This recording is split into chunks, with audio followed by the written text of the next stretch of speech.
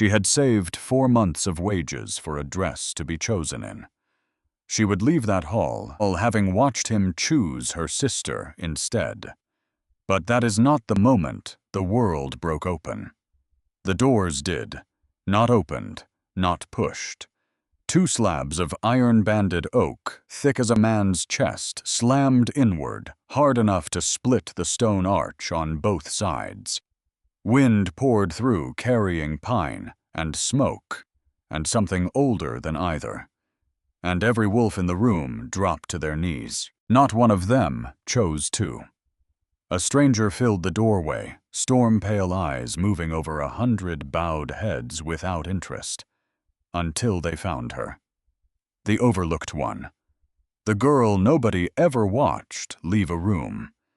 And something inside her silent for 23 years, something the healers had called dead, woke up screaming. They said his wolf was dying. They never said what could bring it back. He took 1 step toward her. The great hall smelled of pine resin and warm beeswax and wren. Hartley breathed it in like a woman trying to memorize a moment before it broke. She had imagined this night for 3 years. Not vaguely, not in the loose, drifting way people imagine things they don't truly believe will happen, but in detail. The lantern light falling gold across the old stone.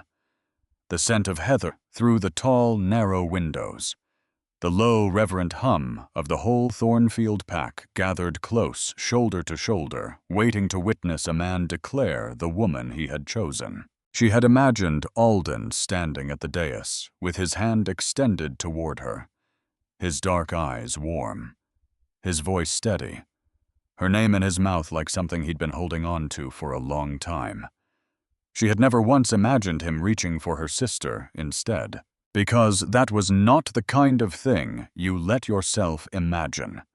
Not if you wanted to keep breathing through the days between now and then. And so she stood in the 3rd row, in the deep green gown she had saved 4 months of wages to afford her mother's bone comb pinned into her dark hair, and she waited for her name. Alden cleared his throat. The hall went still.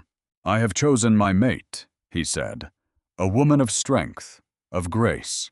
A woman who will stand beside me and lead this pack into what comes next." Wren's heart climbed into her throat. Here it was.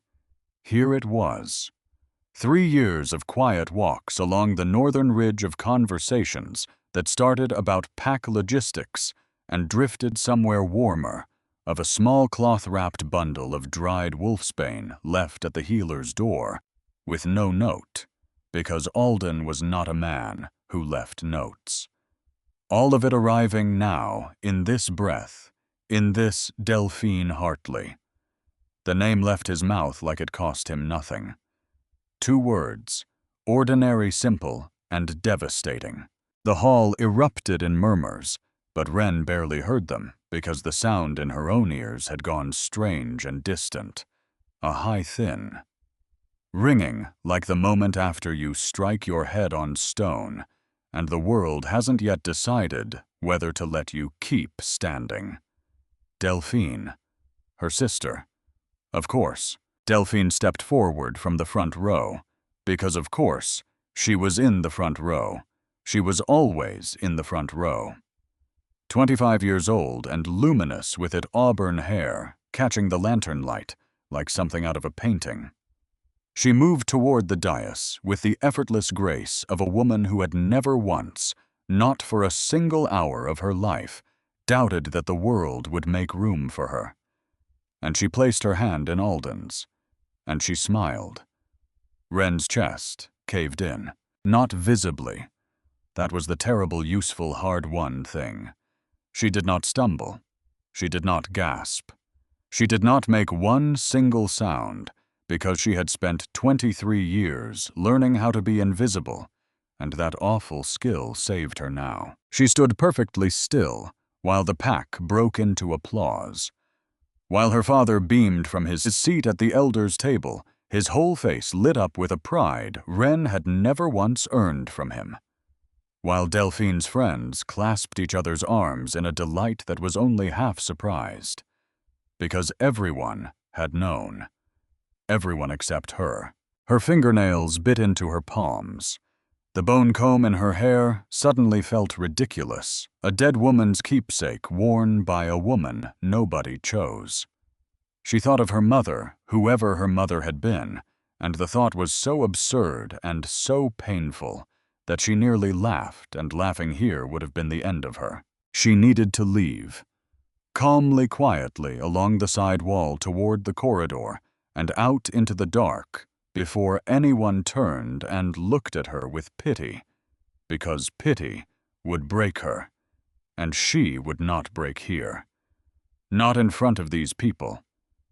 Not tonight.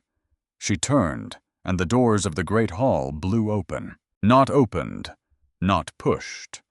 The heavy oak doors, each one thick as a man's chest, and banded in black iron, slammed inward with force enough to crack the stone arch on both sides. Splinters rained down. Wind poured through sharp and cold, and carrying a scent that hit Wren like a fist beneath the ribs. Pine. Smoke. Something wild and ancient and utterly terrifyingly unfamiliar. And every wolf in the room dropped. Not by choice.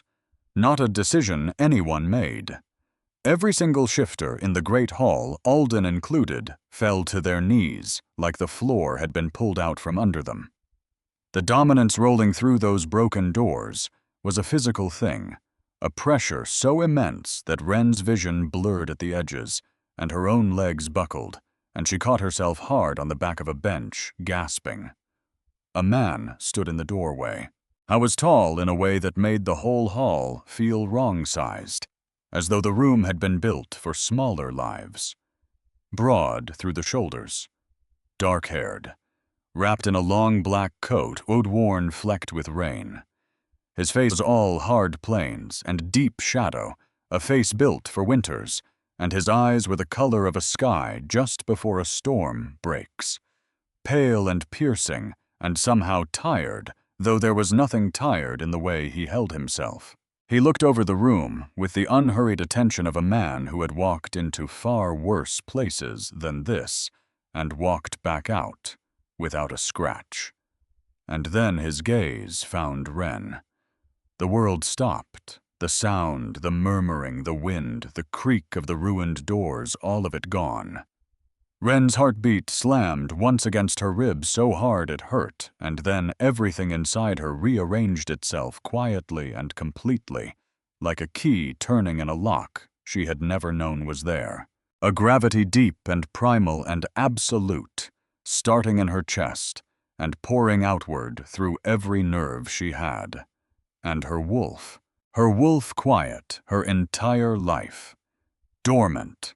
So still that the pack healers had whispered words like underdeveloped and latent, and once when they thought she couldn't hear defective. Her wolf, which had never in 23 years reached for anything, surged forward. It pressed against the inside of her skin, straining, reaching toward the stranger in the doorway with a need so fierce it bordered on pain. Mate. The word went through her like wildfire. The stranger's pale eyes widened. Something cracked in that hard, controlled face, a real fracture. And she saw it. She saw shock, raw, and unguarded, and human. He took a step forward. Every wolf in the room was still on their knees. Alden's face had gone white. Delphine stood frozen on the dais, her hand still caught in his. Her expression stranded somewhere between confusion and fear. The stranger did not look at any of them. He looked only at Wren. I took another step, and another. And with each one, the tether in her chest drew tighter, like a rope being pulled taut, and she could not breathe. She could not think. She could not move. Her wolf was howling inside her. The bone was slipping loose from her hair. And the green dress she had saved 4 months for meant nothing now because nothing in her whole life had ever felt like this. He stopped 3 feet away. close enough to see the thin, pale scar that traced his jaw, close enough to smell the rain in his coat and the smoke in his hair, close enough to see his chest rising and falling with breaths that were not nearly as controlled as the rest of him. "Who are you?" Ren whispered. He didn't answer. His gaze moved over her face like he was memorizing it, cataloging every detail with an intensity that made her skin burn. His throat worked as he swallowed. Behind them someone was whispering. Ren caught the words, "Alpha King," and "Vane." And what is he doing here, all of it, tumbling through the crowd in frightened little ripples? Alpha King. The stranger standing 3 feet away, looking at her like she was the only solid thing in a world made entirely of smoke, was the Alpha King of the Northern Territories, and her wolf was screaming his name. 3 hours earlier, Ren had been on her knees in the dirt behind the healer's cottage, pulling stubborn roots from soil that did not want to give them up. The afternoon sun sat low and gold over the herb garden, throwing long shadows across the rows, warming the back of her neck as she worked. Her hands were stained brown and green at the knuckles. Soil had worked its way under her fingernails and into the creases of her palms, and she didn't mind. She never minded. The earth was honest. You put work into it, it gave you something back, which was more than most things in her life had ever done. Odessa appeared in the cottage doorway with a mug of tea and a look of mild disapproval. The old healer was the closest thing to a mother Ren had ever had, and she wore that particular expression like a second skin. "You haven't started getting ready," Odessa observed. Ren tugged a valerian root free and shook the dirt from it. "I have time." "You have less time than you think. The ceremony begins at sundown, and you have soil in your hair." Ren reached up and touched her braid. Small crumbs of earth fell to her shoulder. Odessa, as usual, was right. "The dress is laid out," Ren offered, as though that counted as preparation. Odessa sighed, the particular sigh of a woman who had been raising a difficult child for 2 decades and had long ago accepted that the child would stay difficult. "Come inside. I'll heat water for the basin." But Ren didn't move. She sat back on her heels and looked at the valerian root in her hand and let herself think about the thing she had been carefully not thinking about all day. Tonight, Alden would stand before the whole pack and name the woman he had chosen. And everyone assumed it would be her. Not aloud. Nothing had ever been said aloud. Alden had never made a declaration, and Ren had never pushed for one, because pushing felt presumptuous, and she had built her whole life on not presuming. But the understanding had been there. Quiet, steady. In the walks and the conversations and the wolfsbane left at the door because he knew she used it in her tinctures, and the thought behind it had made her chest ache in the best possible way. 2 years of that. And so she let herself believe, which was, she would think later, the whole mistake. Right there, the believing. She stood, brushed the dirt from her knees, and went inside to wash. The green dress looked better than she'd expected. Simple long-sleeved, fitted through the bodice and falling loose from the waist. Not extravagant. Ren did not do extravagant. But the color brought out the flecks of gold in her brown eyes. And when Odessa pinned the bone comb into her dark hair, the old healer stepped back and nodded, slow and quiet and satisfied. "Your mother is proud of you," Odessa said softly, "wherever she is." And Ren's throat went tight. Her mother. Isolde had vanished when Ren was 4 years old. No explanation, no trail, no body. One morning she had been there, and by that same evening she was simply gone, and Ren's father had never spoken her name again, not once in 19 years. The bone comb was all that remained. Ren touched it now, running one fingertip along the carved edge. She had no memory of the woman who'd worn it, only the shape of her absence.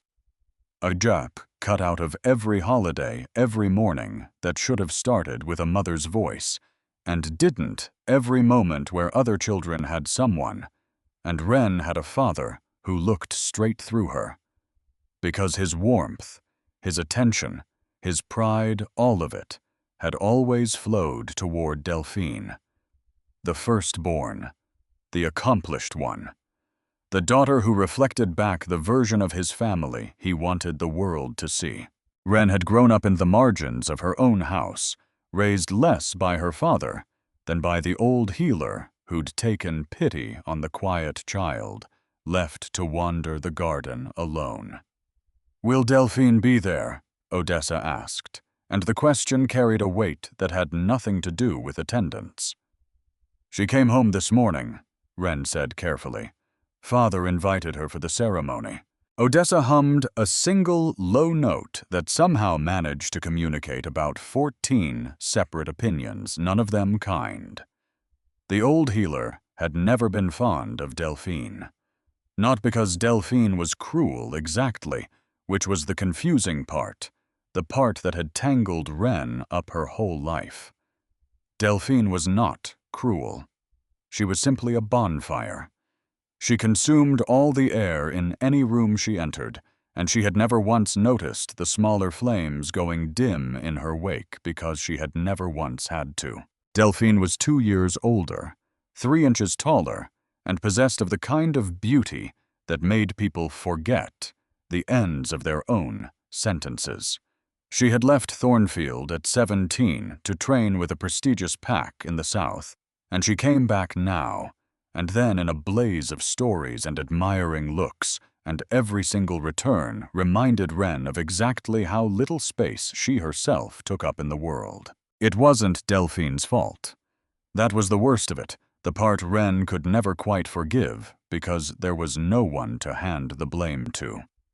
Delphine had never meant to make her sister disappear. She simply burned so brightly that everyone nearby faded, and she had never needed to look closely enough to see it happening. Ren walked to the great hall alone. The evening air was warm and thick with pine. The path wound through a stand of white birch, their bark glowing faintly in the last of the light, and she could hear the gathering before she could see it. Voices, laughter, the low testing thrum of a drum. She paused at the entrance, took one breath, and let herself imagine one final time the moment Alden would say her name. Then she walked inside, and now here she stood 3 hours later in the wreckage of that imagining. The bond blazing in her chest. A stranger's storm-pale eyes fixed on her face. Her sister's hand still resting in the hands of the man Ren had been so certain would choose her. The stranger had not moved. Neither had she. And then Alden found his feet. It cost him.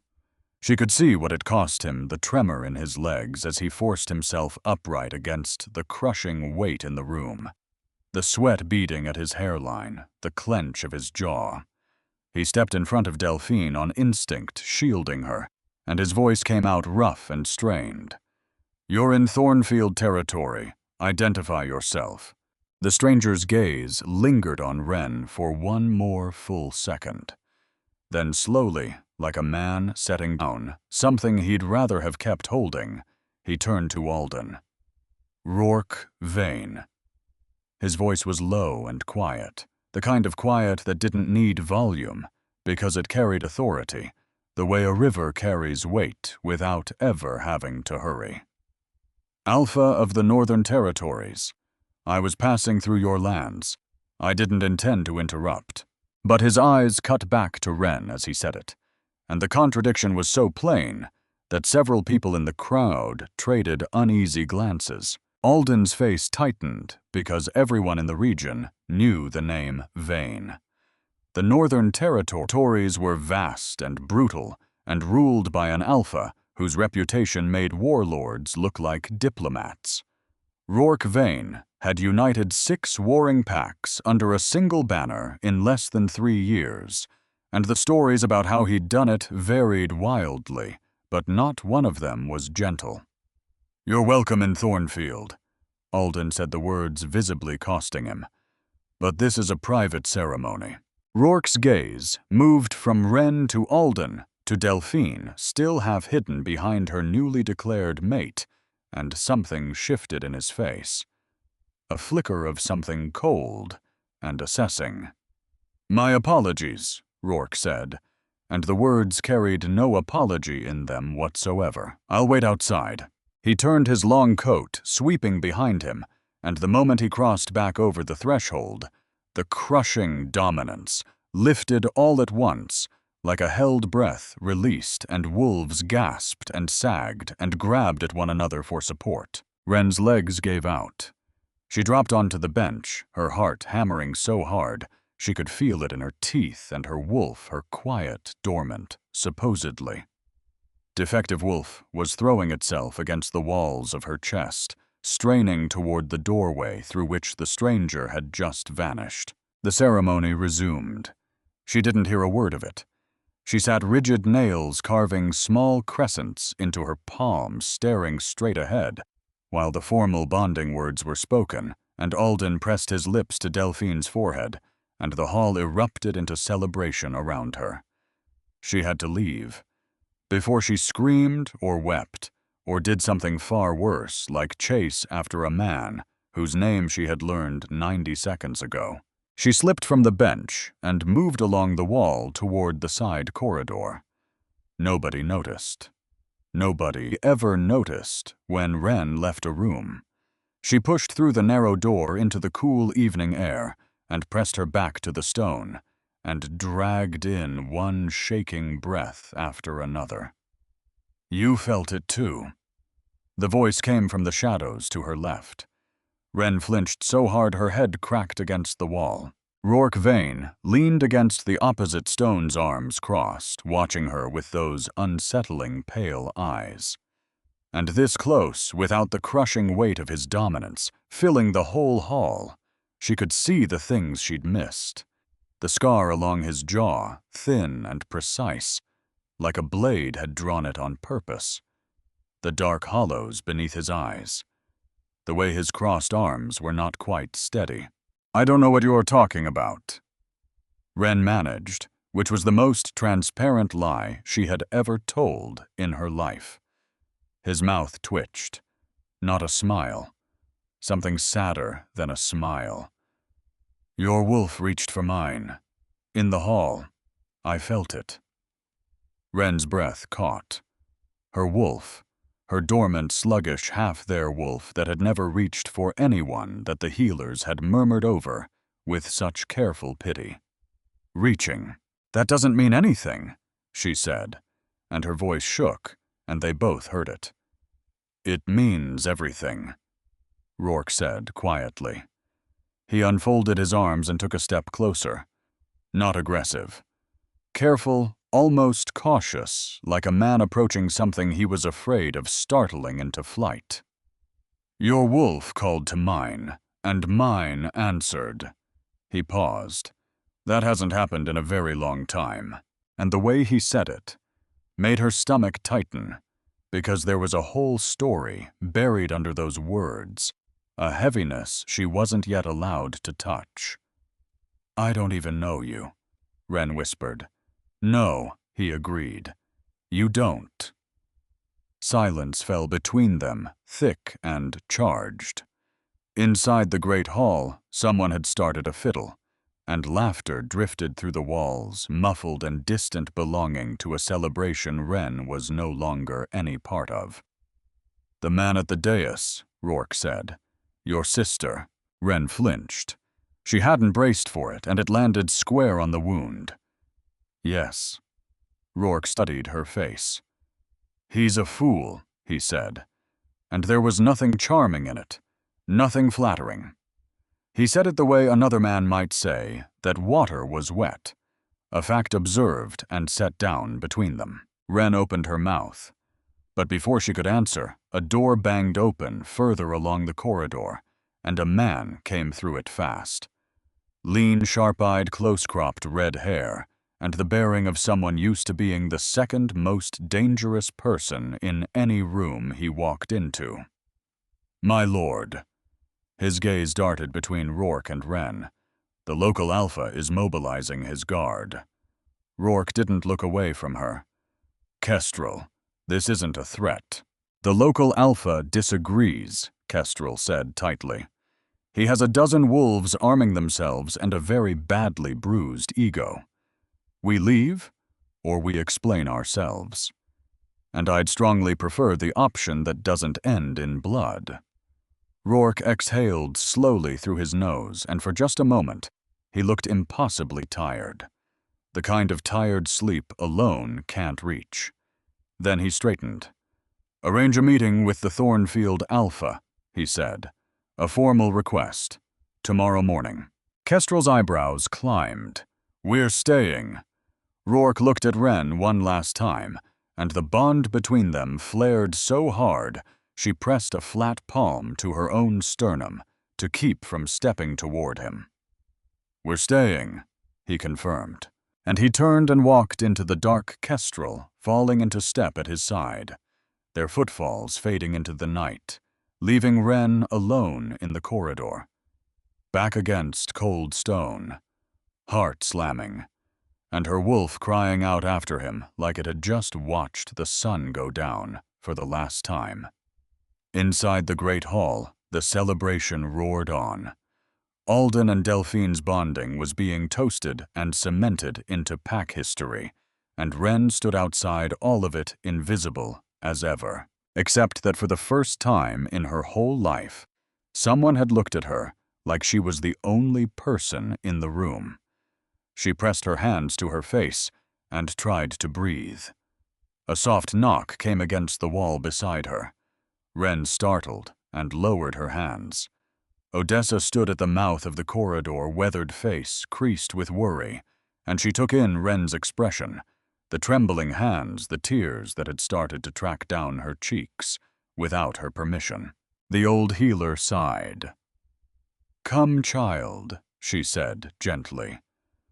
"Tell me everything." And so Wren did. The rejection, the doors, the stranger, the bond that had gone off in her chest like a thunderclap. The impossible fact that her wolf silent for 23 years had come roaring to life the very instant Rourke Vane crossed the threshold. Odessa listened without once interrupting. And when Wren finally ran out of words, the old healer was quiet for a very long time. "Do you know who he is?" Odessa asked at last. "Beyond the name, the Alpha King of the Northern Territories," Wren said. "That's what people were whispering." Odessa nodded slowly. "He united 6 packs that had been slaughtering each other for 3 generations. Brokered peace where every soul alive said peace was impossible." She paused, her lined face troubled in the low light. "But the cost of it, child.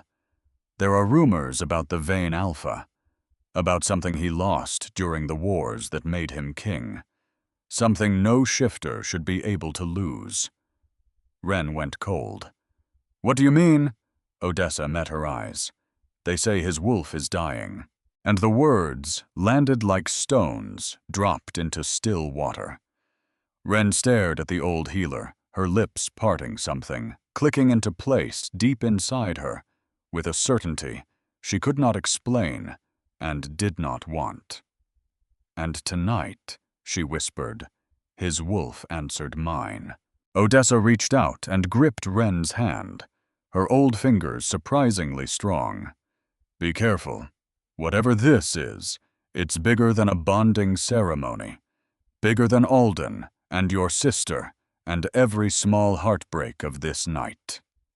She paused, her dark eyes searching Wren's face. "And something tells me it's bigger than either of you. Do you understand me?" Wren didn't answer because she was thinking suddenly of her mother, of Isolde, who had vanished when Wren was 4.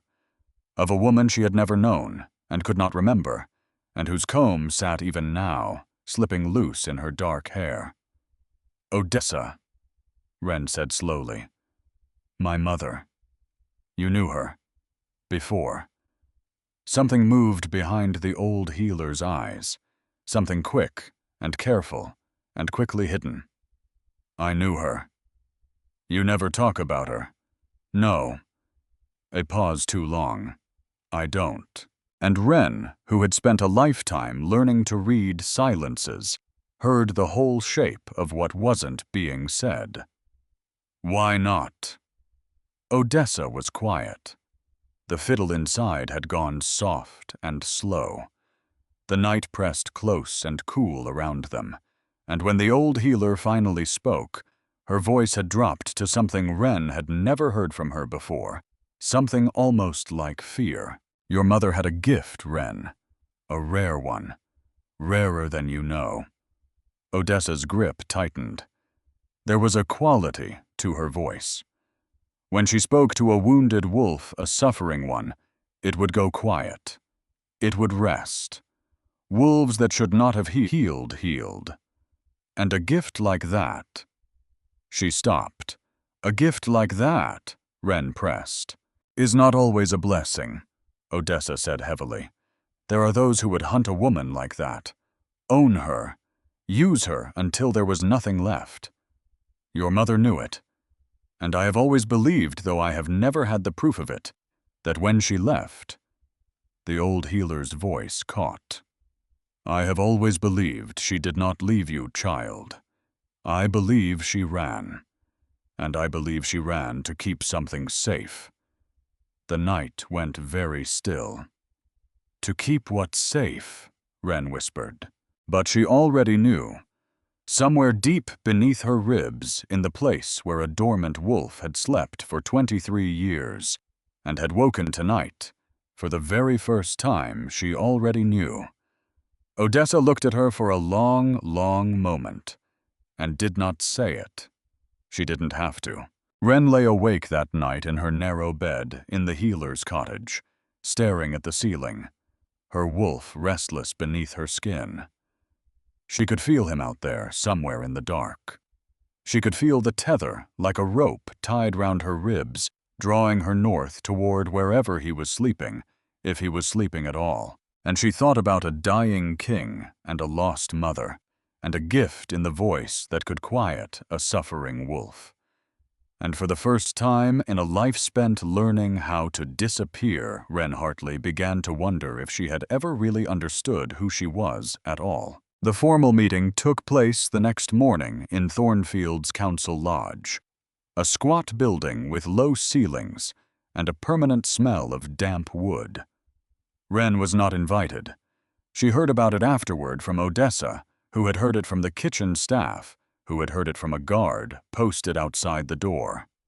Rourke Vane had asked leave to remain in Thornfield territory for a fortnight, framing it as diplomacy, a chance to strengthen ties between the great northern territories and the smaller southern pacts. Alden had agreed, though the guard reported his jaw had been clenched so tight the whole while that you could hear his teeth grinding from the hall. Nobody mentioned the bonding ceremony. Nobody mentioned the doors. And nobody, as far as Ren could tell, mentioned her. She spent the morning in the herb garden, tearing weeds from the soil, with far more force than the task required, and her wolf paced beneath her skin, pressing forward every few minutes, as though testing the walls of her hunting for a way out. For 23 years, her wolf had been a dim, quiet thing, a candle flame behind frosted glass, barely there at all. Now it burned.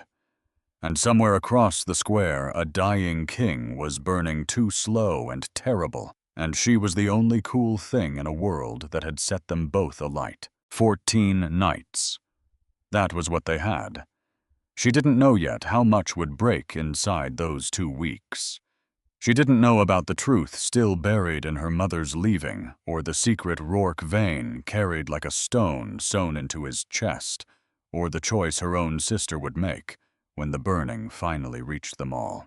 She only knew kneeling in the dirt, with soil under her nails, and her heart pounding out of rhythm that for the first time in her whole quiet life, something enormous had turned and looked at her. And she was done, pretending she hadn't felt it. 3 days passed before Ren saw him again. She spent them the way she spent all hard days in the garden, with her hands in the dirt, because the earth asked nothing of her and gave something back, and that was more than most people managed. But her wolf would not settle. It paced. It pressed. It turned its head north every few minutes like a compass that had forgotten every direction but one. And Ren, who had spent 23 years barely feeling the creature at all, now felt it constantly, a second heartbeat under her own restless and aching, and turned always toward a man she'd met for 90 seconds in a ruined doorway. Which was absurd, she told herself firmly, at least a dozen times a day.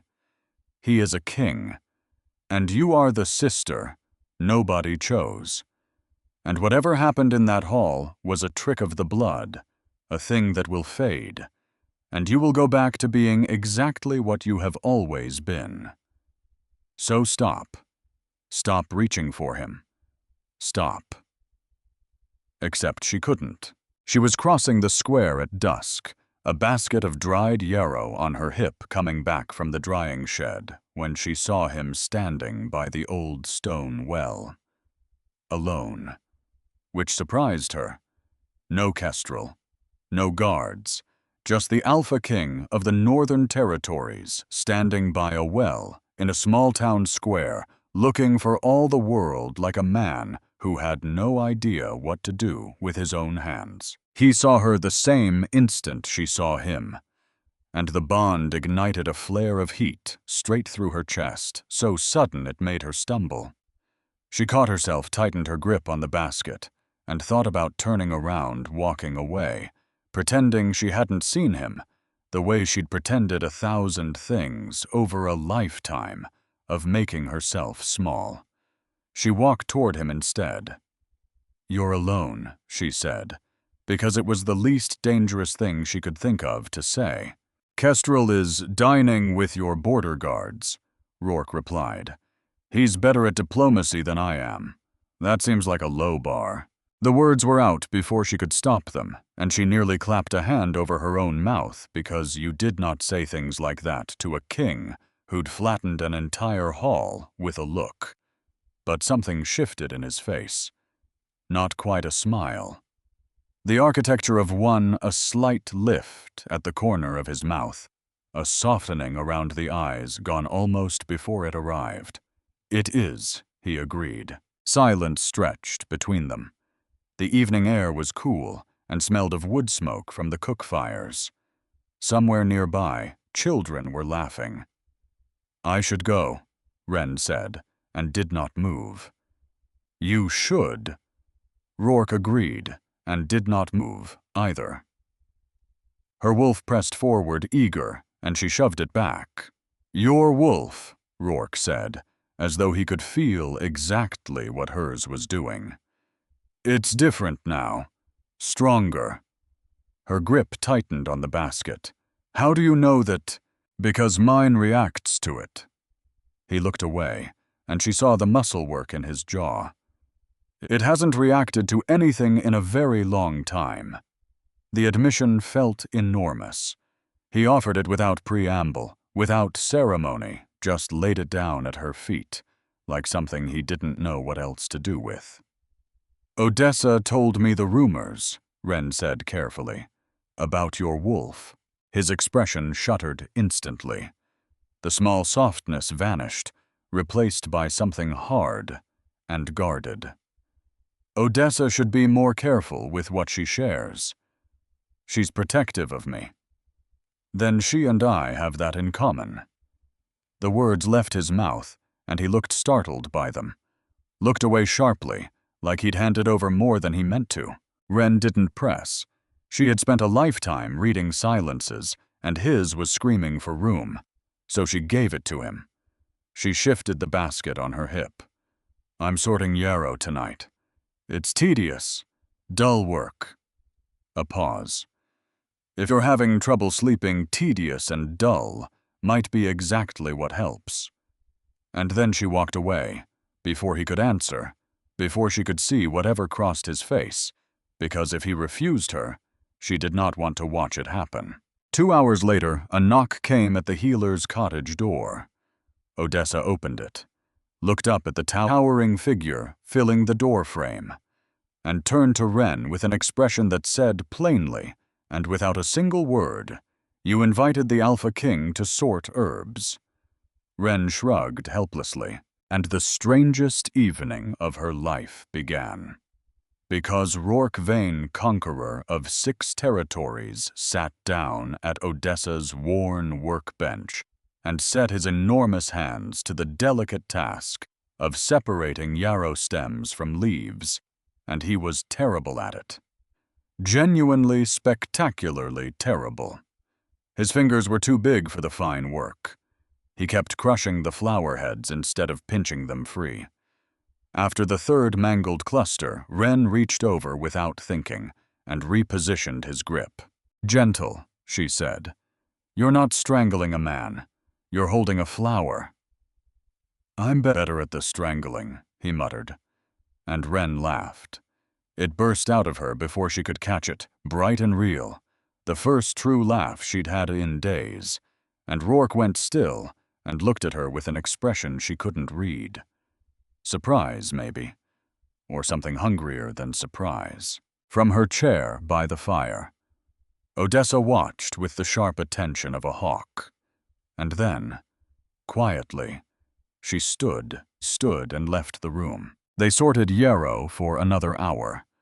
Ren talked, filling the silence, because silence with him felt too charged, like standing too near an open flame. She told him about the chamomile she'd destroyed that morning, the whole row of it torn up with the weeds. About an apprentice years back who'd mixed dried nettle with dried mint and sent a visiting elder into a sneezing fit that lasted 2 days. About the time she'd brewed a tincture so strong, the guardsman who drank it slept 36 hours and woke convinced he'd died and come back. Rourke listened. He didn't laugh, but his eyes changed. The cold retreated from them. The hard lines around his mouth eased. And at some point his hand stopped mangling the yarrow and started handling it almost carefully. "You're better at this than you think," she told him, nodding at the neat pile of separated stems in front of him. "Don't patronize me. I can see the pile I ruined. That pile goes into the compost, which feeds the garden, which grows more yarrow." She met his eyes. "Nothing is wasted." He looked at her for a long moment. "You believe that?" he said. Not a question. "I do." Another silence, but this one felt different. Warmer. Less like a wall, and more like a door left open a crack. "Thank you," Rourke said, standing. "For the yarrow." It was just sorting. It wasn't. And the weight in his voice told her everything the words didn't. He left, and Odessa reappeared within seconds, because of course she'd been listening from the next room. "His wolf," the old healer said, settling back into her chair. "When he was sitting there when you were talking, I felt it stir. It answered your voice the way a dying fire answers kindling. Faint but there." She paused. "Whatever is killing his wolf child, you slow it down." And there it was again. Your voice. Your mother had a gift, a quality to her voice. Wolves that should not have healed. Ren said nothing, but she lay awake a long time that night, one hand pressed to her sternum, feeling the tether pull north and wondering. The visits continued. Not every night, but every second or third evening, Rourke appeared at the cottage door, and Ren found something for them to do. Sorting herbs, labeling tincture bottles. Once disastrously grinding dried rosemary in the stone mortar, which ended with rosemary dust coating every surface in the room, and Rourke looking so genuinely dismayed at the mess that Wren had to sit down because she was laughing too hard to stand. He never laughed. But the almost smile came more often now, and each time it lasted a fraction longer than the time before. He began to ask questions. Small ones at first. What does feverfew treat? Why do you hang the lavender upside down? And then larger ones. How long have you lived in Thornfield? Where is your mother? And Wren answered honestly, because she had never learned how to do anything else. Her mother had vanished when she was small. Her father was alive, but had spent Wren's whole life looking through her, toward Delphine, the favored one. Odessa had raised her, had given her a purpose, had taught her to heal, when no one else had bothered to teach her anything at all. Rourke listened to that last part with an expression that looked almost angry, though the anger wasn't aimed at her. "You're not unremarkable," he said. "You've known me a week. I've known you long enough." And the words settled over her like a warm cloth, and her wolf curled toward him, with a trust that frightened her down to the bone. Because this was the thing she had been afraid of. Not that he would leave. Everyone left, and she knew how to survive leaving. But that she would let herself want him to stay. And then on the 6th day, she met her sister in the square. It happened near the baker's stall. Delphine appeared on Alden's arm, radiant, laughing, her auburn hair catching the morning sun, and she spotted Wren and lifted her hand in a wave of genuine, uncomplicated warmth. Because that was the cruelest thing about Delphine. She was never unkind. "Wren." Delphine pulled free of Alden and crossed the square to embrace her. "I feel like I haven't seen you since the ceremony. Are you well?" Wren stood stiff in her sister's arms, painfully aware of Alden's eyes on her. Flat, unreadable. A man who had never once acknowledged whatever had lived between them. Perhaps nothing had. Perhaps she'd imagined all of it. "I'm fine," Wren said, pulling back with a smile that felt carved from stone. "We must have dinner soon, the three of us." Delphine's eyes were bright and eager. "I want to hear everything about your work with Odessa. Father says you've become quite skilled." Father says. As though her father had ever once set foot in the healer's cottage to see her work for himself. "That would be lovely," Wren managed. Alden gave her a small nod, the kind you give a servant you half recognize but can't quite place. And then he and Delphine walked on, and Wren stood in the square and felt the old ache settle back into her bones, like an injury that never fully healed. Except she was not the same woman who had stood in the 3rd row 8 nights ago. Because someone had finally looked at her like she mattered, and now, being overlooked by the man she'd thought would choose her, Wren noticed something she'd never let herself notice before. She didn't want Alden anymore. She wasn't even sure she ever really had. She'd wanted to be chosen. Wanted to matter to someone. And Alden had been the shape that wanting took because he was there, and he was kind enough, and he had left Wolfsbane at her door without a note. But she had never once felt with him what she'd felt in a ruined doorway with a dying king staring at her like she was the only solid thing in a world made of smoke. The realization should have freed her. Instead, it terrified her. Because a girl who wanted a local alpha could survive not getting him.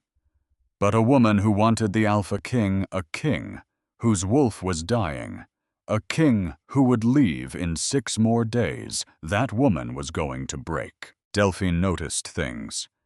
That was the trouble.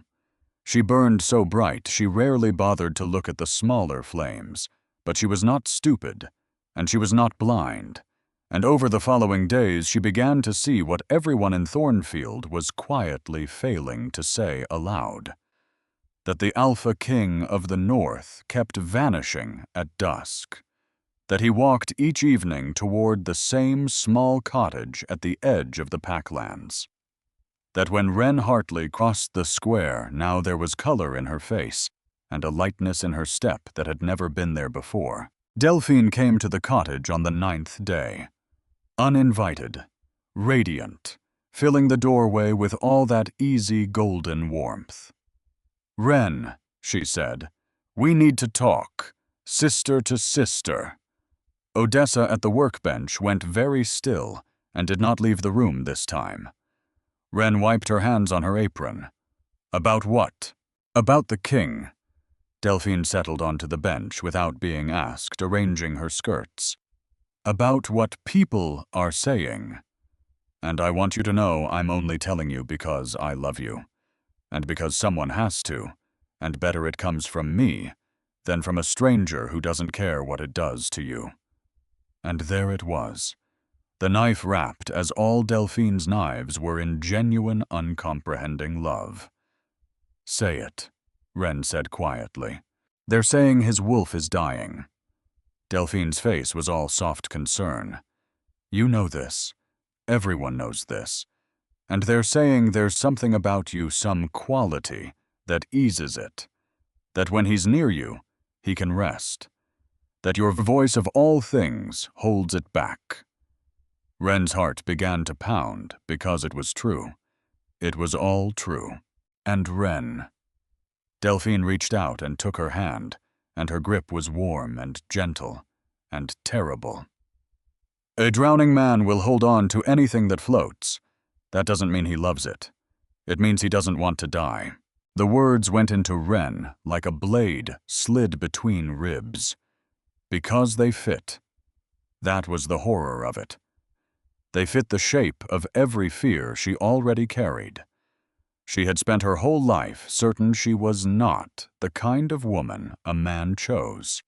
And now, here was her beautiful sister holding her hand with real tenderness, telling her that the one person who had ever looked at her that way was not looking at her at all. He was looking at a cure. "I doesn't see you, Wren." Delphine's voice was soft as falling snow. "He sees what you do for him. And when he leaves, and he will leave, he's a king. His people are in the north. When he leaves, he'll take the cure and forget the woman.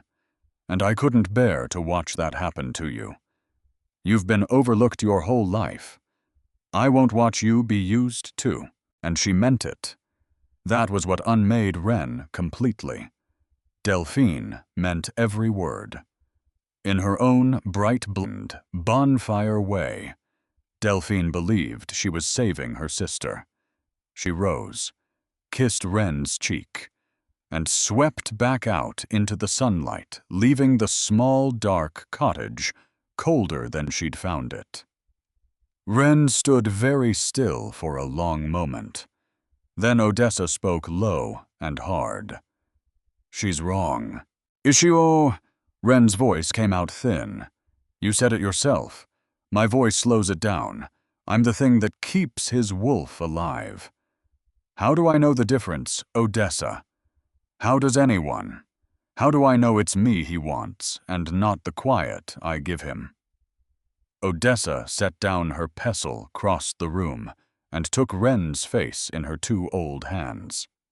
"Because I have watched that man's face when you laugh, and a drowning man does not look at anything the way he looks at you. But the poison was already in the blood. And that was the thing about a lie built half from truth. You could not simply wash it out. It sank in. It stained. Wren did not sleep that night. And when Rourke came the following evening, she was quieter than she had ever been, and she could not quite meet his eyes. And he noticed, of course he noticed, and he did not know why, and neither of them said a single word about it. On the 11th night, he came looking worse than she'd ever seen him. The hollows beneath his eyes were bruised and deep. His skin had a grayish cast, like a man carved from ash. His hands, when he reached for the chair, trembled visibly. "When did you last sleep?" Ren asked, alarm cutting straight through the day's careful distance. Define sleep. Unconscious, eyes closed, body resting. He considered it. 4 days, perhaps 5. She stared at him. 5 days? That's not possible.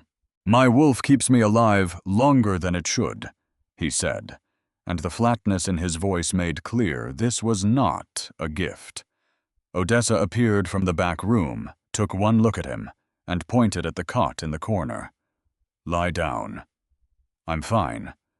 You'll be dead within the month at this rate. Lie down. Something in the old healer's tone, or perhaps the sheer exhaustion of fighting anything at all, broke through. Rourke crossed to the cot and lowered himself onto it, his great frame making the narrow bed look absurd, his boots hanging off the end. He lay rigid, staring at the ceiling, every muscle locked. You need to relax, Ren said, pulling a stool up beside him. This is relaxed. This is a plank of wood shaped like a man. His mouth twitched, and Ren didn't plan what she did next.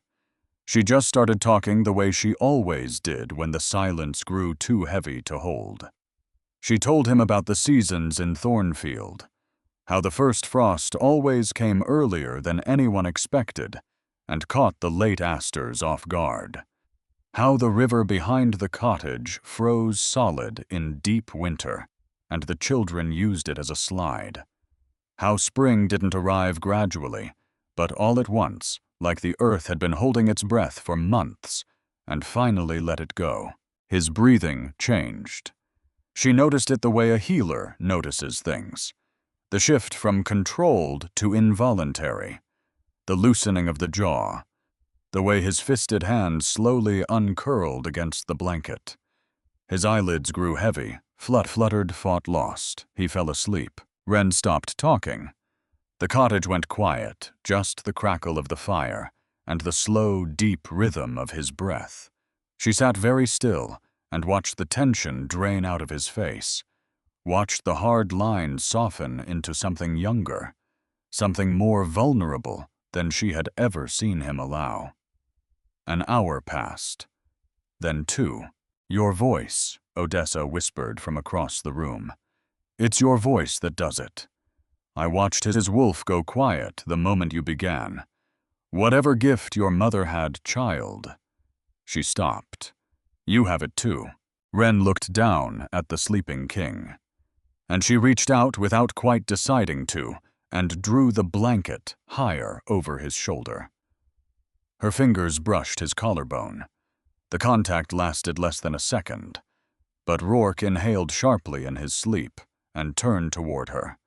Touch his whole body, curving instinctively in her direction, and Ren pulled her hand back with her heart slamming against her ribs, and she thought helplessly, hopelessly, Delphine is wrong. She had to be wrong. Please let her be wrong.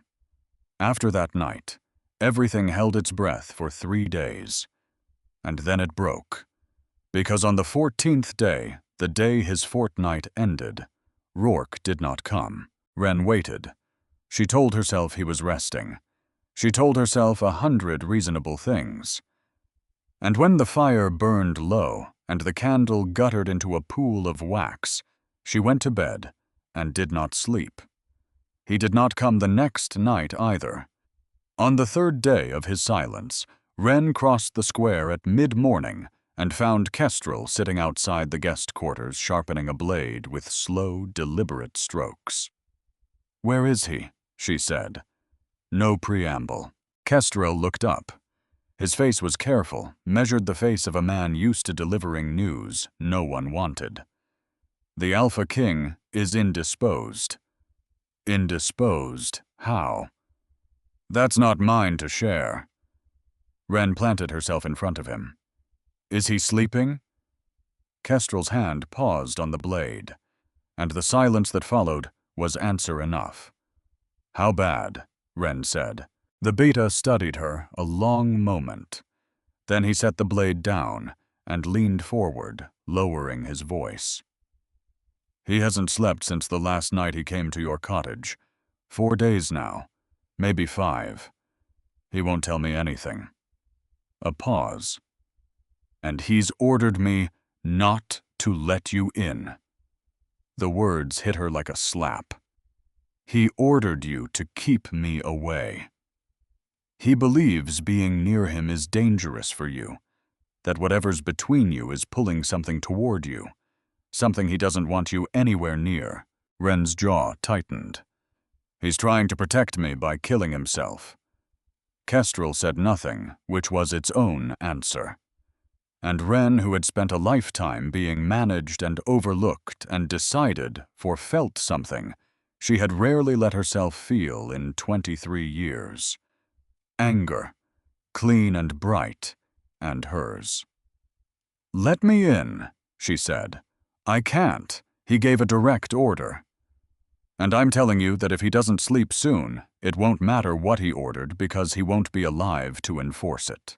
Something cracked in Kestrel's composure. A flicker of fear quickly buried, and she knew she'd struck closer to the truth than either of them wanted.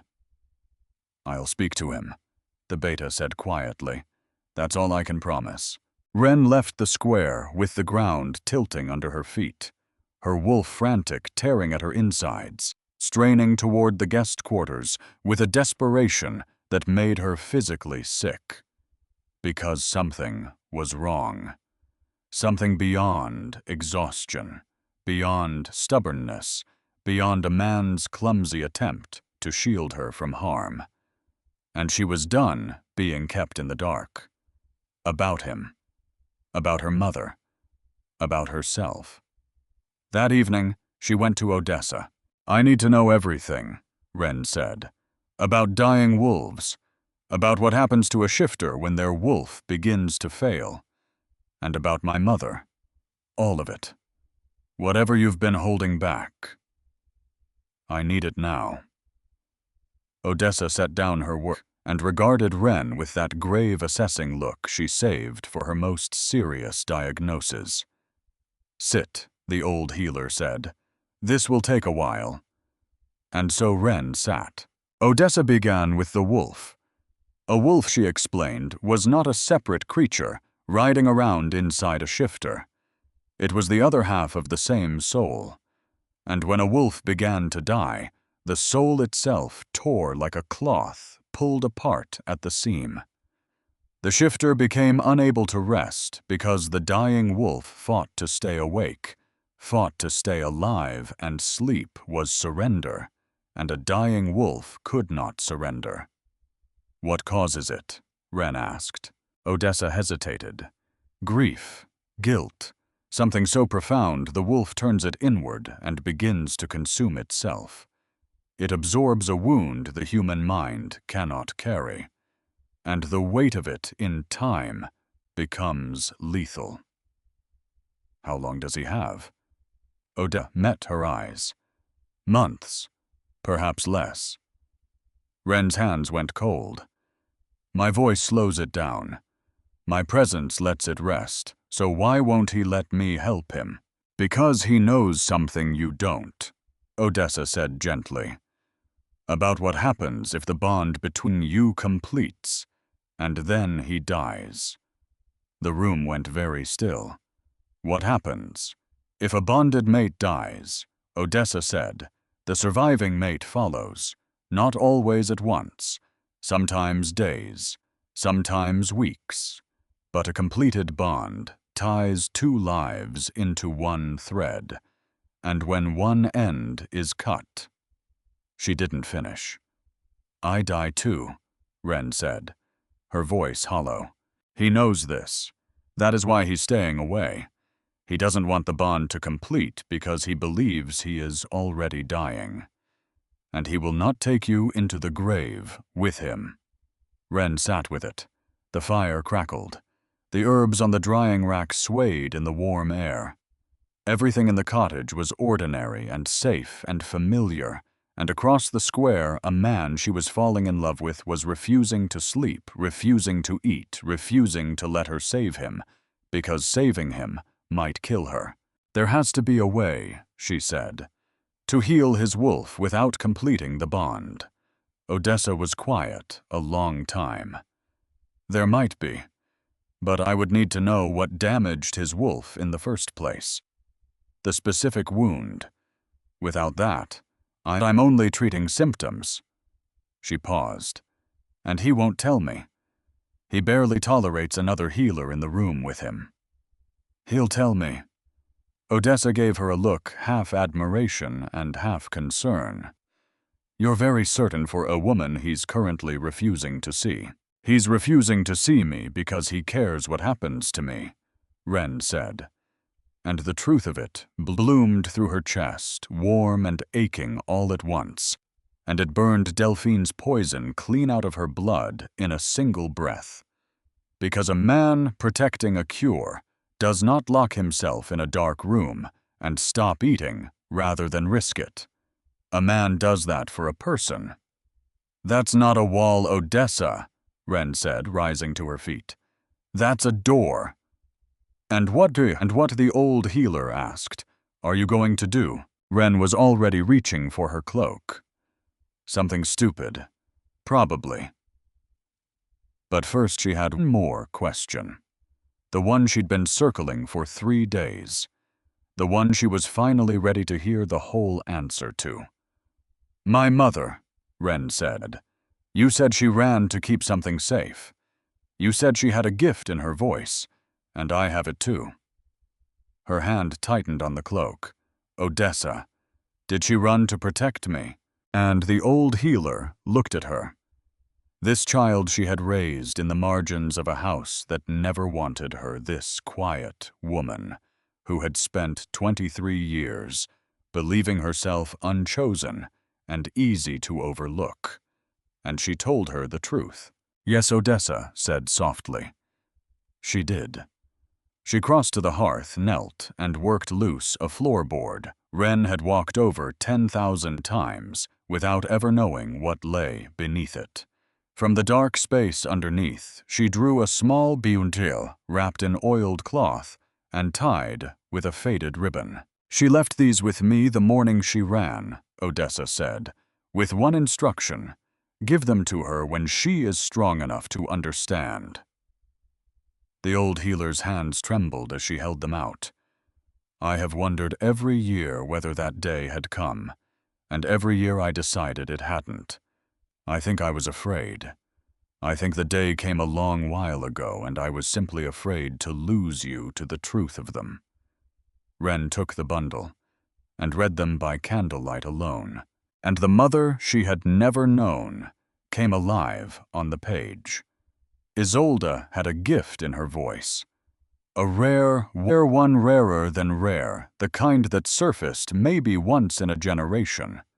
A voice that could quiet a dying wolf, calm a maddened one, pull a suffering shifter back from the brink of a grief that should have killed them. And gifts like that did not stay secret.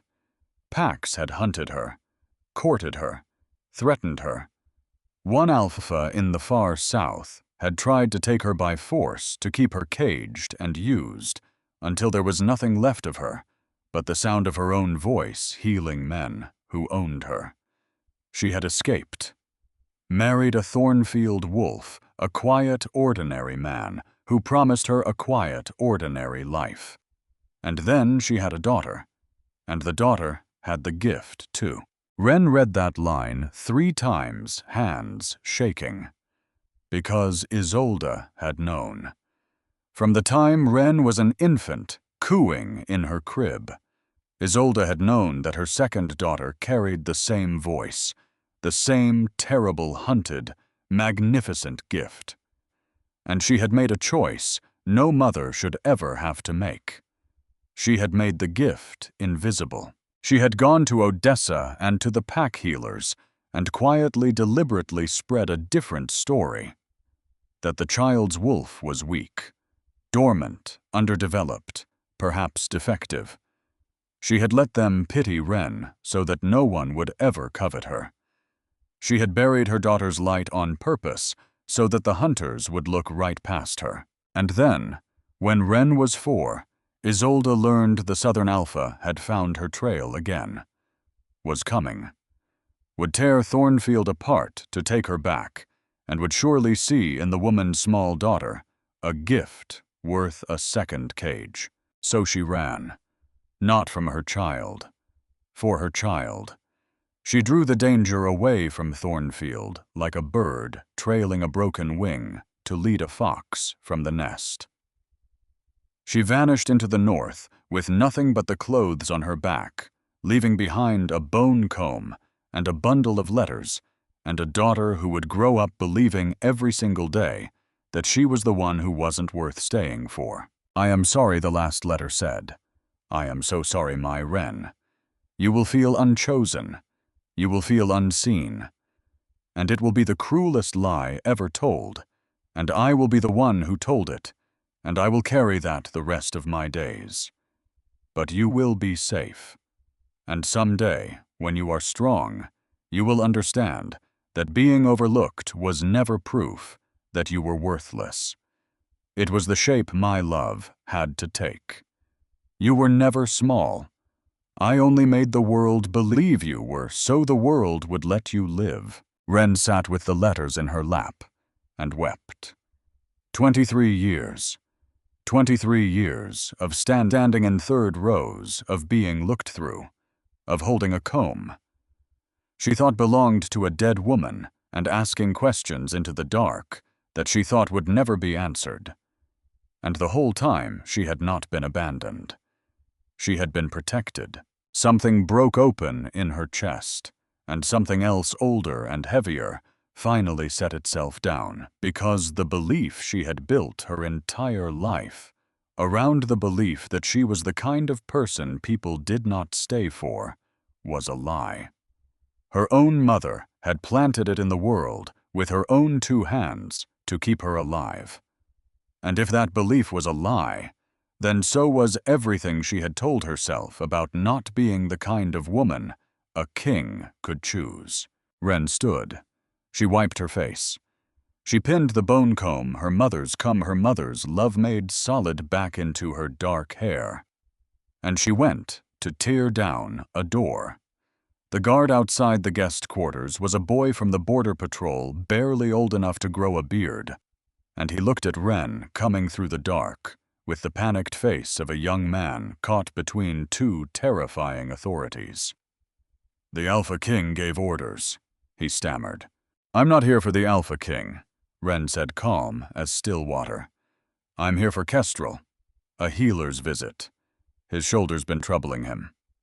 It was a blatant, paper-thin lie, and the boy knew it was a lie, but the alternative was physically blocking the path of a woman whose eyes were burning with something close to lightning. He stepped aside. Kestrel was by the fire. He looked up at her, and his mouth quirked, tired and grim. "His shoulder," he said dryly. "How is he?" "He hasn't come out since yesterday morning. I hear him pacing. He won't eat. He won't speak." The beta glanced at the closed door at the far end. "He told me to keep you out." "You did a wonderful job." Kestrel almost smiled. And then he stood and moved out of her way, because some part of him had been waiting for exactly this, had maybe even hoped for it, and Wren crossed the room and knocked on the door. Silence. She knocked again. "Rourke, it's me." More silence. And then, from behind the door, a voice so ravaged it barely sounded human. "Go away." The use of her name. Not a title, not a dismissal. Her name spoken like something precious and breaking nearly undid her. "I'm not leaving." "I told Kestrel to keep you out." "Yes, and I'm very much outside right now. This whole conversation is happening through a wall." A sound from behind the door. It might have been a laugh. It might have been a groan. "You shouldn't be here. And you shouldn't be starving yourself in a dark room because you're afraid of what might happen if you let someone care about you." Her voice cracked straight down the middle. "Open the door, please." The silence stretched so long she was sure he wouldn't answer. Then she heard the bolt slide back. The door opened, and Ren nearly stopped breathing, because he looked like death, and the word was not an exaggeration. His skin had gone gray, stretched tight over bones that seemed sharper than they had been days ago. The hollows under his eyes were nearly black. He swayed where he stood, one hand braced hard against the frame. But it was his eyes that terrified her most. That pale storm blue that had pierced her clean across the great hall. Dimmer now, clouded, like a lamp slowly being smothered under glass. "Your wolf," she breathed. "It's worse. You need to leave. I know about the bond." The words tumbled out. "I know what happens if it completes and you die. I know why you're pushing me away." Something shattered behind his eyes. "Then you understand." "I understand that you're sacrificing yourself to protect me, and that I never asked you to, and that I am not going to let you." "Ren," her name came out ragged, "if I let you in, if this bond completes and I can't beat this thing, you die. You die because of me. I will not carry that. And if you push me away, you die alone in this room within months. Your wolf dies. You die. And I spend the rest of my life knowing I could have helped and didn't, because you decided for me." She stepped forward into the doorway, into the reek of grief and sleeplessness. "That's not protection, Rourke. That's theft. You're stealing my right to choose." He stared at her, his breathing labored, his hand shaking against the frame. "Tell me about your wolf," Ren said, and she softened her voice, and she felt it land, felt his whole body react to the sound of it, the way a fevered man reacts to cool water. "Tell me what happened. Tell me what wound is so deep your own soul is tearing itself apart to hold it." And his face crumpled. It was the most devastating thing she had ever witnessed. The mask, the control, the carefully built armor of a man who had held 6 territories together by sheer force of will. All of it collapsing in a single instant, and what was left underneath was raw and broken and barely standing. "I can't," he whispered. "You can." And she reached for him. The moment her hand touched his face, he shuddered, a full-body tremor from his chest outward, and she felt it faint beneath his skin, flickering. His wolf reaching toward her touch, with the desperate weakness of a thing that had been dying for a very long time. His legs buckled, and Ren caught him, which was absurd given the difference in their size, but she caught him, and she lowered them both down to the cold stone floor, his head against her shoulder, her arms around him, and she held on. "Tell me," she whispered into his hair, and finally broken and exhausted and out of any strength to fight he did. "There were 6 territories," Rourke said, his voice muffled against her shoulder. 6 packs that had been at war for 3 generations. Blood feuds. Revenge on revenge so old no one remembered how it started. She held him on the cold floor and did not move, barely breathed. Let him speak. "I inherited the Vane Pack at 19 when my father was killed in a raid. We were the smallest of the 6, the weakest, losing ground every season, losing people every month. And I knew if I didn't end the wars, there would be no Vane Pack left within the year."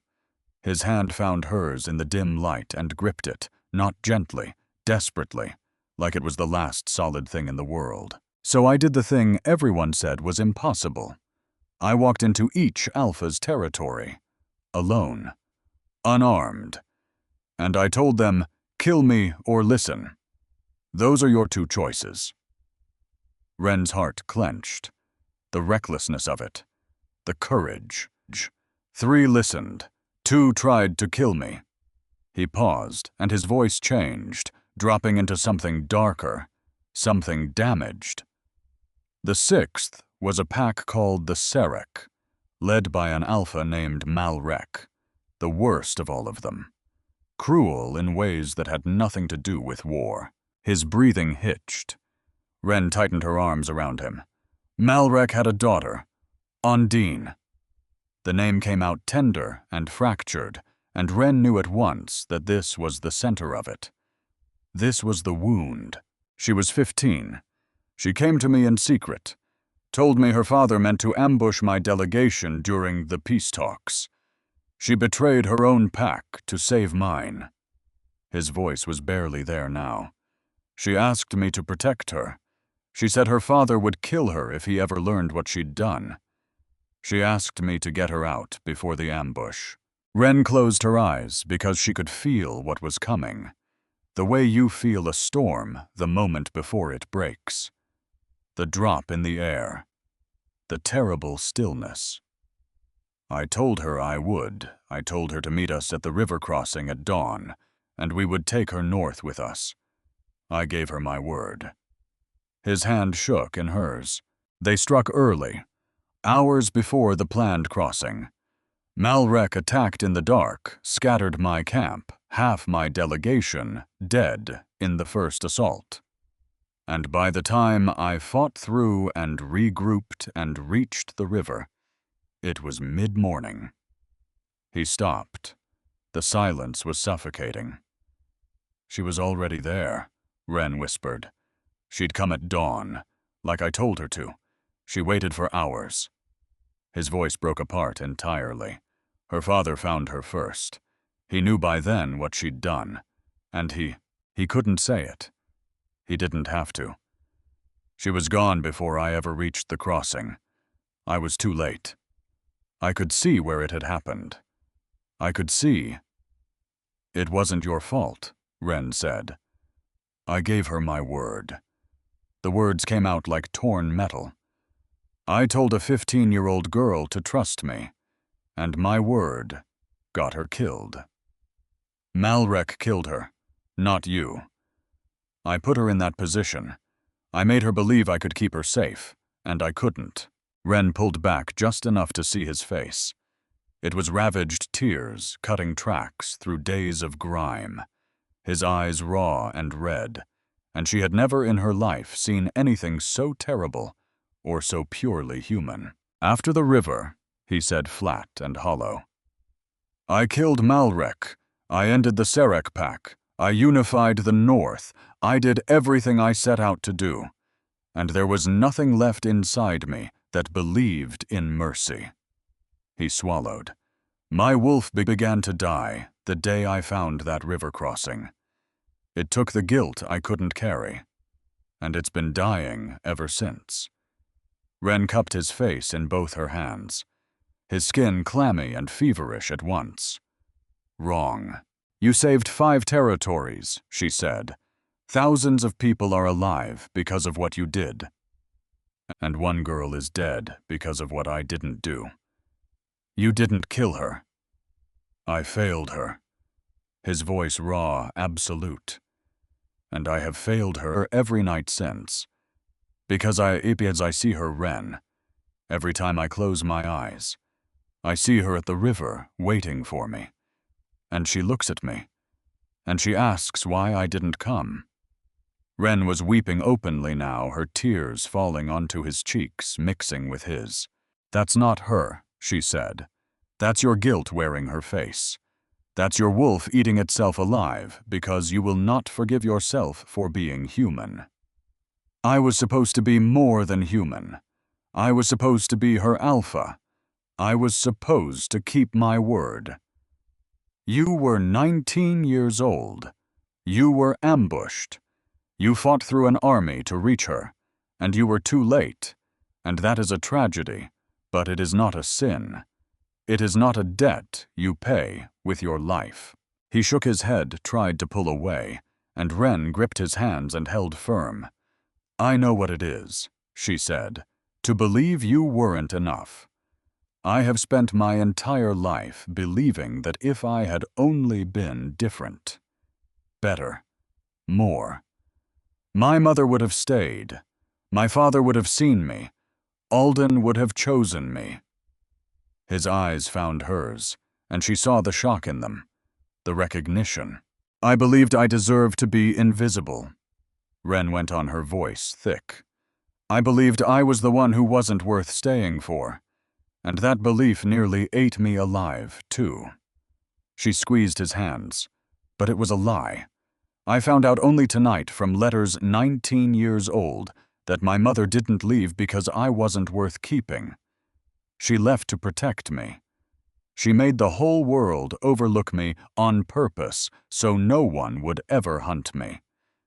Everything I believed about my own worth was a story someone else wrote to keep me alive. Something moved across his ruined face. And Ondine's death was never about your worth either, Wren said. Your guilt wrote you a story too, and it has been keeping you dead for years. Something broke open in him then. Not cleanly, not neatly. It broke the way ice breaks on a river in spring, violent and flooding, and a sound tore out of his chest, a howl trapped in a human throat, and he collapsed forward into her arms. She caught him. She held him while he came apart, while years of compressed grief poured out of him in great heaving sobs that shook his whole body. And she did not let go. I'm here, she whispered, steady, even as her own tears fell.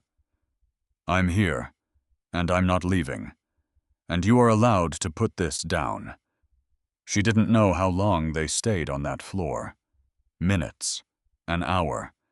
The fire burned low, and the room grew cold, and she held him through all of it, her arms aching, her heart wide open. And when his breathing finally steadied, he pulled back and looked at her, his face swollen and blotched and stripped of every pretense.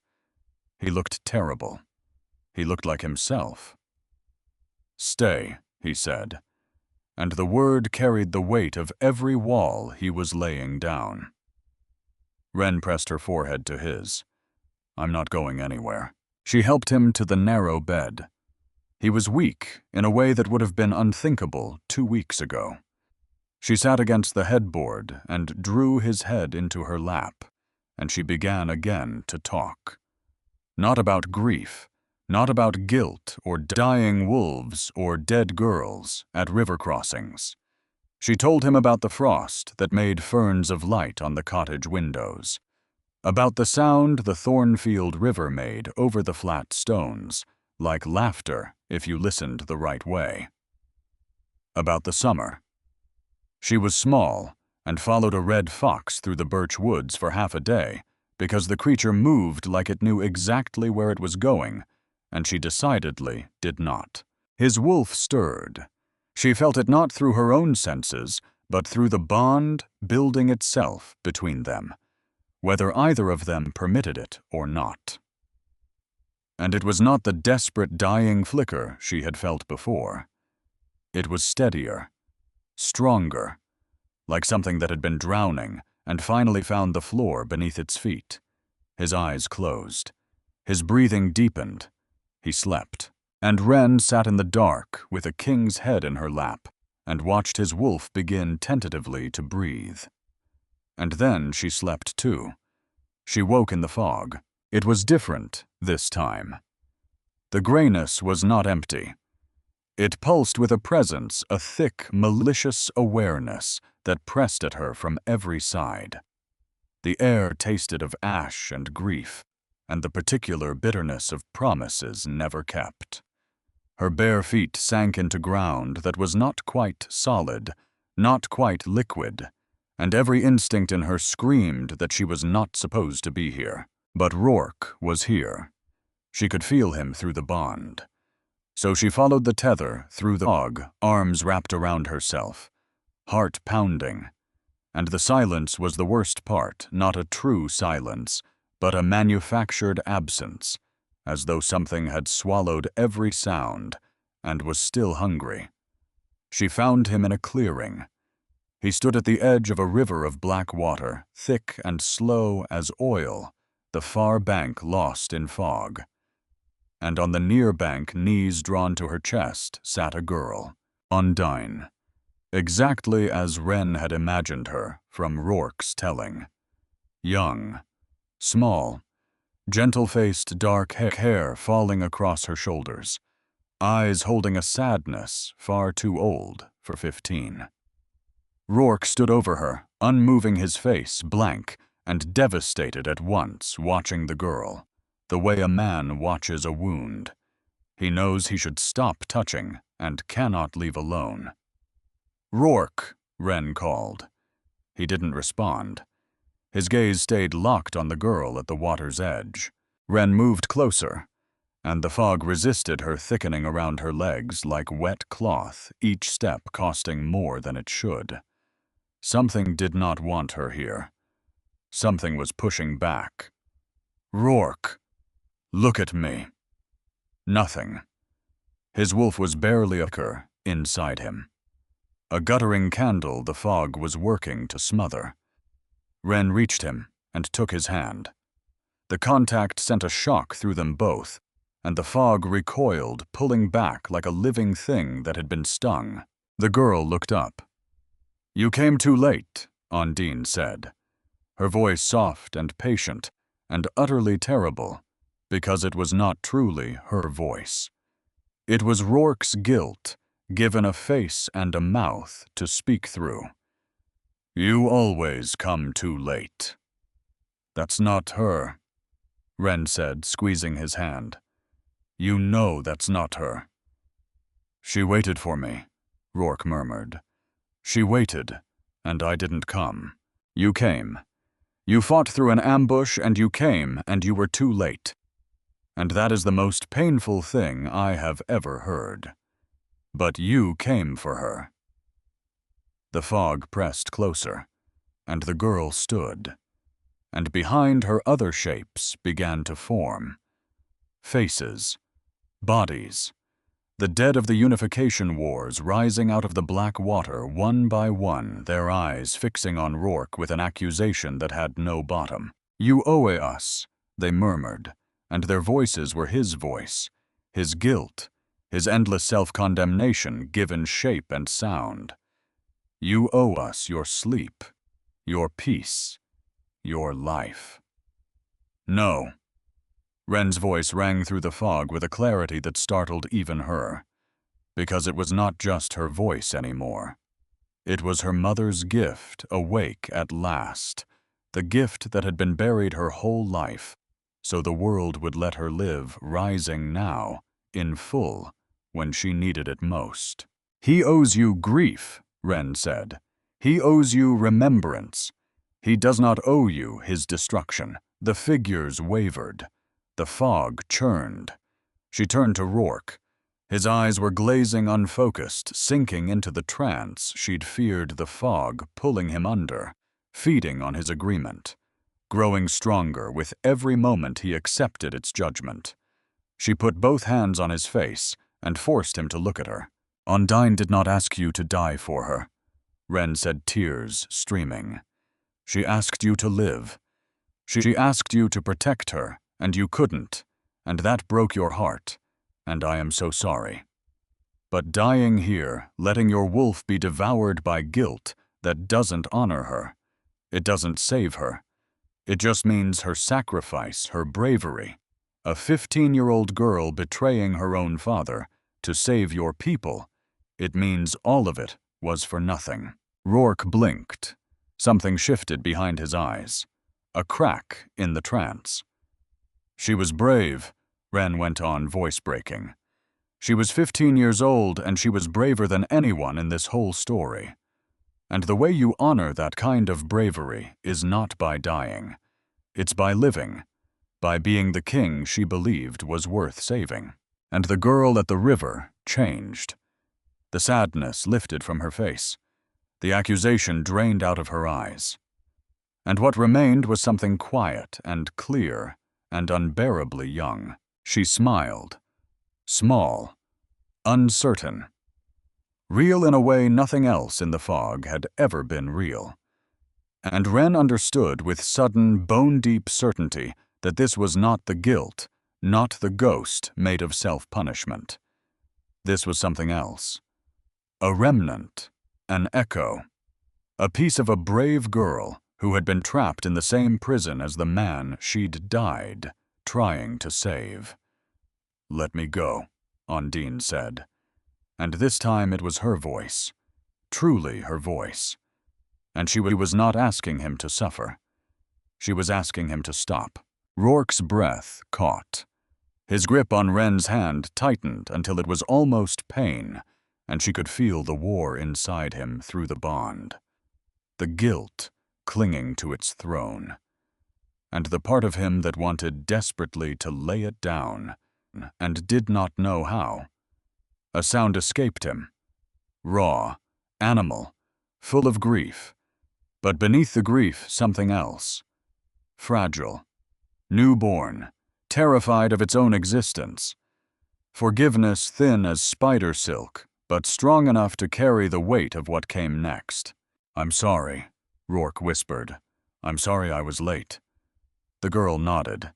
She reached down and touched the surface of the black water with her fingertips. And where she touched it, the darkness cleared. The water turned silver, then pale, then transparent, and the clearing spread outward in rings, eating the black, dissolving the fog, unraveling the whole prison thread by thread. The dead turned away. One by one they dissolved into light, their faces releasing their accusations, their forms losing their weight, becoming memory instead of torment. Undine looked at Wren. "Thank you," she said. And then she was gone. And the river was gone. And the fog was gone. And the clearing filled with light, warm and golden, pouring in from every direction, like a sunrise happening all at once. Wren felt his wolf surge beneath his skin, not flickering, not guttering, blazing, rising like a fire that had finally found fuel after years of starving. And the bond between them detonated. She felt it snap into place with a force that drove the air from her lungs. Not a gentle completion, a collision. Two halves of something ancient and enormous slamming together with the inevitability of gravity. She felt him everywhere. In her chest, her blood, her bones. His grief and his relief, and his staggering, terrified, overwhelming love. And she sent her own back through the bond with equal force. Rourke pulled her against him so hard, it hurt, and buried his face in her neck, and they shook together while the golden light washed over them both.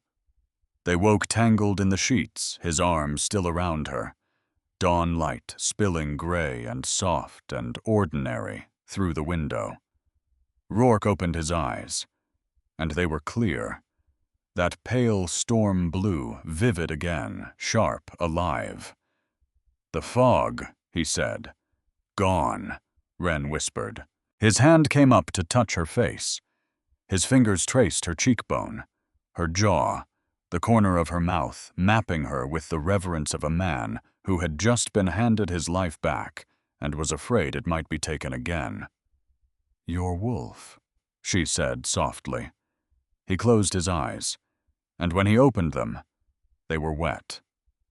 "Breathing," he said, and the word cracked with gratitude. Wren smiled through her own tears and leaned in and kissed him. Gentle at first, slow.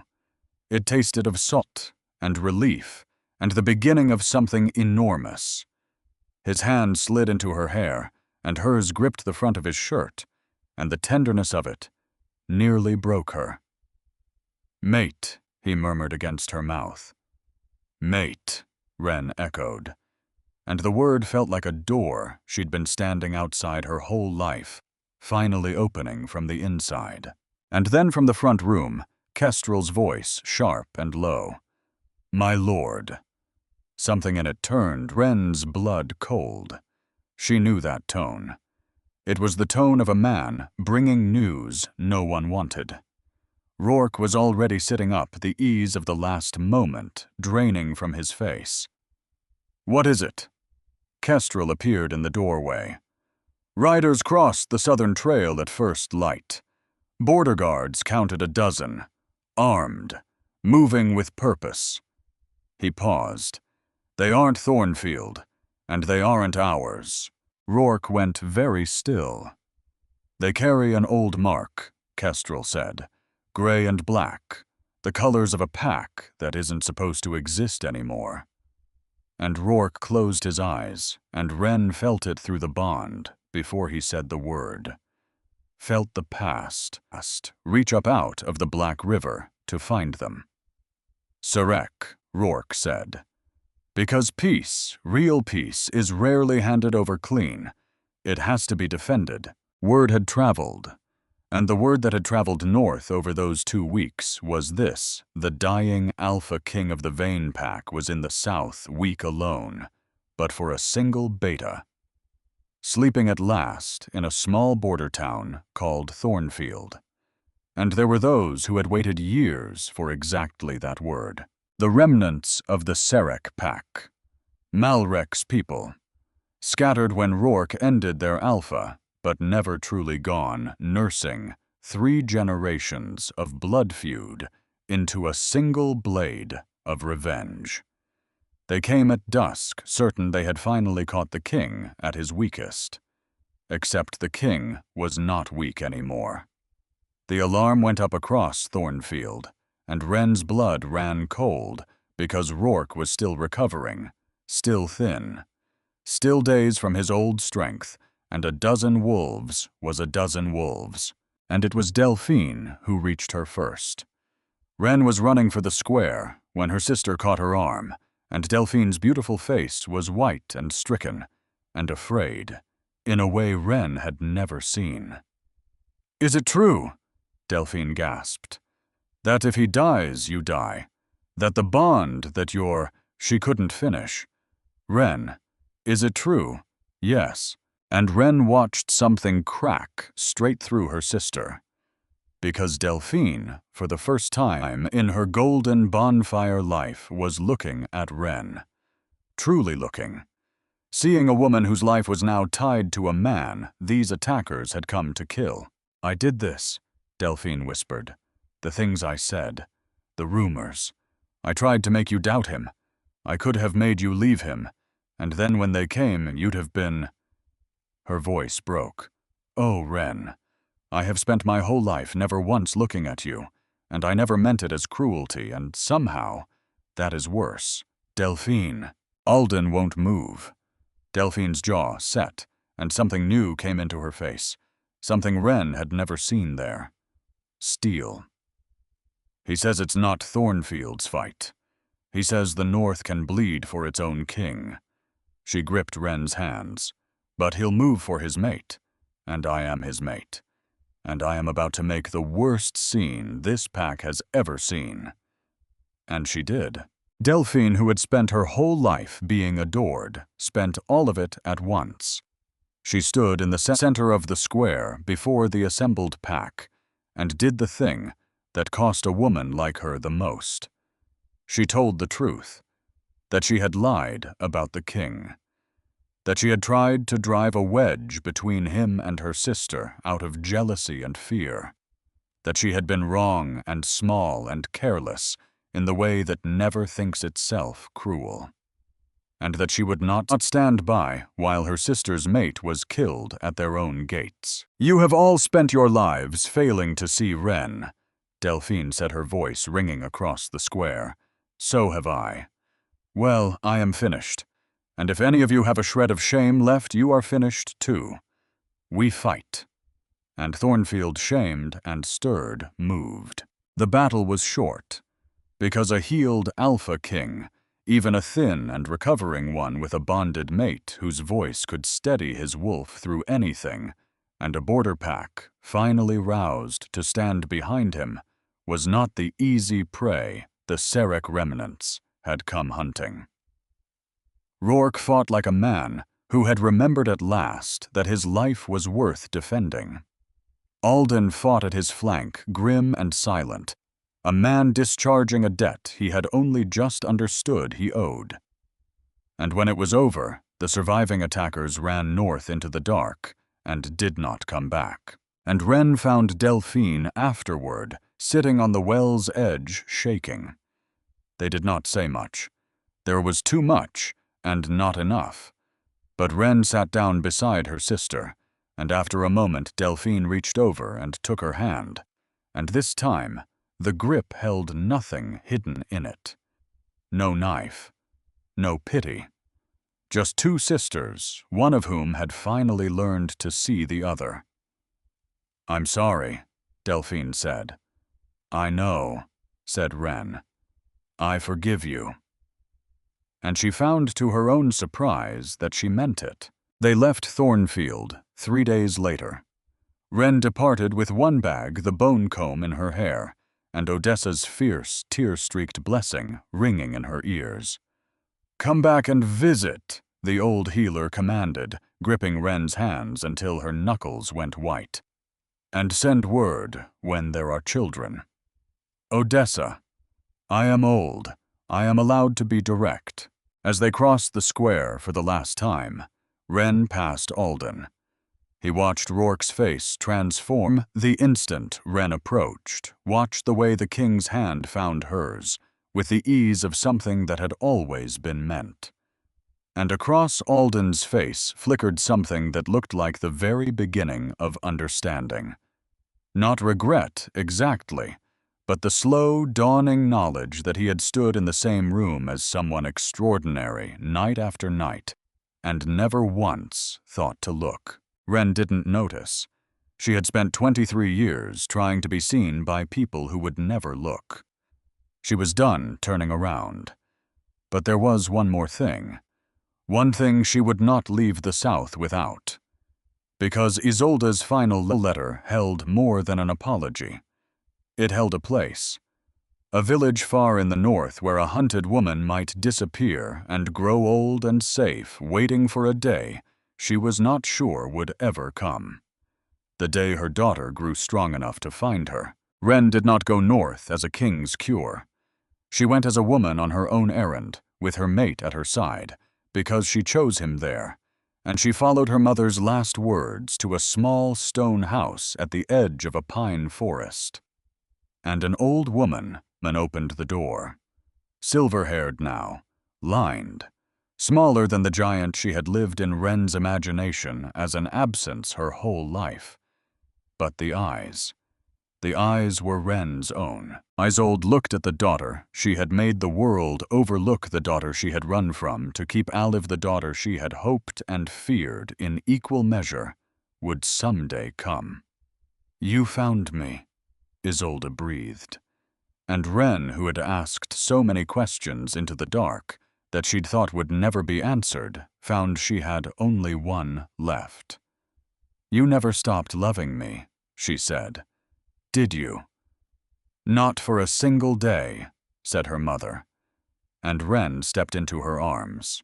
The northern territories were vast and cold and beautiful, and the people there looked at Ren with an open curiosity that took months to soften into acceptance. She was nobody's idea of a queen. She was small, and her hands were permanently stained with herb residue, and she talked too much. But she had done what no healer, no general, no wolf in 6 territories had managed. She had given their king his peace. "They'll get used to you," Rourke told her one evening, pulling her back against his chest, as they stood on the balcony of the Great Hold and watched snow fall over the mountains. "And if they don't, then they can take it up with their king," his mouth against her hair, "who happens to be hopelessly, irreversibly devoted to his mate." Ren smiled. She leaned back into his warmth, and she thought about brave girls finally allowed to rest, and rivers that turn from black to silver, and a mother's love that wore the shape of absence for 19 years. She thought about a woman who had spent her whole life believing she was too small to be chosen, and had learned at last that she had never been small at all. The world had only been told to believe she was. Rourke's arms tightened around her, and they stood together in the falling snow and breathed.